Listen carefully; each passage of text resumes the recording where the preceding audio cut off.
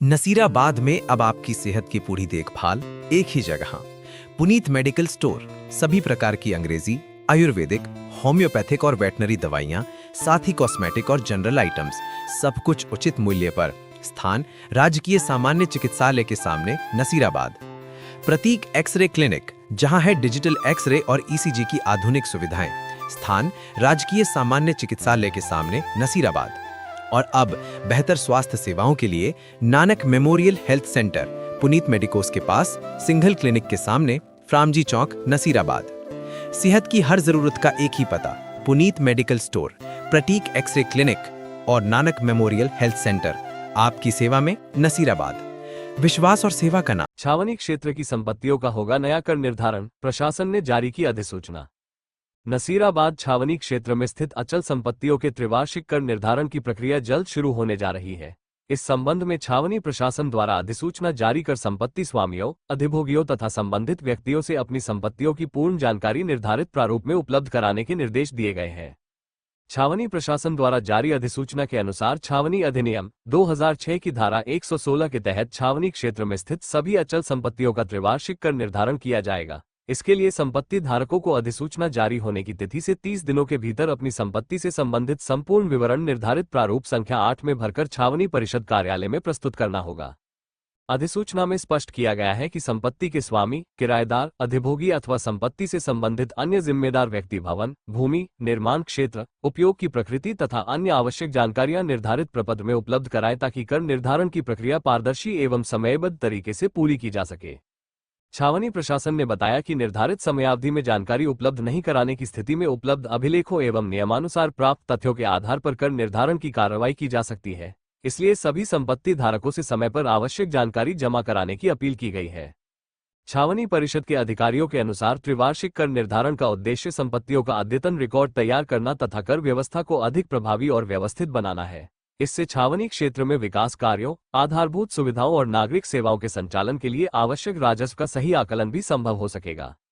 छावनी प्रशासन ने छावनी क्षेत्र के सभी संपत्ति स्वामियों एवं संबंधित व्यक्तियों से अधिसूचना का अवलोकन कर निर्धारित प्रारूप संख्या 8 प्राप्त करने तथा समय सीमा के भीतर पूर्ण जानकारी जमा कराने का आग्रह किया है ताकि कर निर्धारण की प्रक्रिया सुचारू रूप से संपन्न हो सके। ये जानकारी आपके लिए बहुत जरूरी है। छावनी परिषद नसीराबाद द्वारा वर्ष 2026 में संपत्ति कर, प्रॉपर्टी टैक्स के लिए नया मूल्यांकन किया जा रहा है। इस प्रक्रिया के तहत सभी नागरिक अपनी संपत्ति से जुड़ी सही एवं अपडेट जानकारी दे सकते हैं ताकि उनकी संपत्ति का सही कर निर्धारण किया जा सके। ध्यान रखें, आपके द्वारा दी गई जानकारी के आधार पर ही टैक्स तय किया जाएगा, इसलिए फॉर्म में सही और पूरी जानकारी भरना बेहद आवश्यक है। इसके लिए आपको फॉर्म नंबर 8 भरना होगा, जो अब भी आपकी स्क्रीन पर दिखाई दे रहा है। अब सवाल यह है कि फॉर्म मिलेगा कहां से? फॉर्म डाउनलोड करने के लिए सबसे पहले आपको कैंटोनमेंट बोर्ड नसीराबाद की आधिकारिक वेबसाइट पर जाना होगा। वेबसाइट खुलने के बाद इन्फॉर्मेशन सेक्शन में जाइए और फिर डाउनलोड्स पर क्लिक करें। वहां आपको आसानी से फॉर्म नंबर 8 का विकल्प मिल जाएगा, जिसे डाउनलोड करके आप उसका प्रिंट निकाल सकते हैं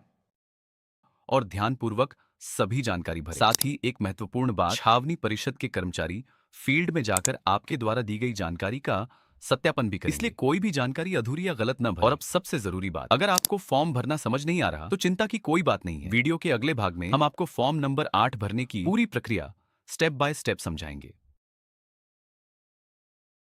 उम्मीद है कि आपने फॉर्म नंबर 8 का प्रिंट आउट निकाल लिया होगा। अगर अभी तक प्रिंट नहीं निकाला है तो सबसे पहले वीडियो का पार्ट 1 जरूर देख लें। आज की इस वीडियो में हम आपको बताएंगे कि फॉर्म नंबर 8 को सही तरीके से कैसे भरना है। और अच्छी बात यह है, पूरी प्रक्रिया हम बिल्कुल आसान भाषा में समझाएंगे ताकि आपको किसी की मदद लेने या बार बार कार्यालय जाने की जरूरत न पड़े। बिना समय गंवाए शुरू करते हैं। सबसे पहले है प्रश्न नंबर 1। यहाँ आपको अपने मकान का सही मकान नंबर भरना है। इसके बाद प्रश्न नंबर 2 में मकान मालिक का नाम और संपत्ति का पूरा पता लिखना है। ध्यान रखें, वही पता लिखें जहाँ आपकी संपत्ति स्थित है। प्रश्न नंबर 3 में अपना चालू मोबाइल नंबर दर्ज करें ताकि जरूरत पड़ने पर आपसे संपर्क किया जा सके। अब आते हैं प्रश्न नंबर 4 पर। अगर यह आपका पैतृक मकान है तो वहाँ साफ साफ पैतृक लिखें और यदि आपने यह मकान खरीदा है तो खरीद की तारीख दर्ज करें। इसके बाद है प्रश्न नंबर 5। ये केवल उन लोगों के लिए है जिन्होंने मकान खरीदा है। यहाँ आप आपको खरीद मूल्य और संपत्ति का प्रकार भरना होगा, लेकिन अगर मकान पैतृक है तो इस कॉलम को खाली छोड़ दें। अब बढ़ते हैं प्रश्न नंबर 6 की तरफ। यहाँ आपको बताना है कि आपका मकान कितनी मंजिल का है। प्रश्न नंबर 7 में मकान के कुल कमरों की संख्या भरनी है। अब आते हैं प्रश्न नंबर 8 पर, जो काफी महत्वपूर्ण है। मैं आपको बताना है कि आपके मकान का उपयोग किस लिए हो रहा है, आवासीय, व्यावसायिक या दोनों, और होटल, अस्पताल, फैक्ट्री, दुकान या किसी अन्य व्यवसाय के लिए हो रहा है तो उसका पूरा विवरण दर्ज करें। अब बात करते हैं प्रश्न नंबर 9 की। यदि आपने अपने मकान का कोई हिस्सा किराए पर दिया हुआ है तो किराएदार का नाम, उपलब्ध सुविधाएं और मासिक किराए की जानकारी भरें। इसके बाद आता है प्रश्न नंबर 10। यहाँ आपको मकान में उपलब्ध सुविधाओं की जानकारी देनी, जैसे कि बिजली है या नहीं, पानी का कनेक्शन है या नहीं, कितने कनेक्शन है और शौचालय उपलब्ध है या नहीं। अब प्रश्न नंबर 11 की बात करते हैं। यहाँ आपको ये बताना है कि वर्तमान में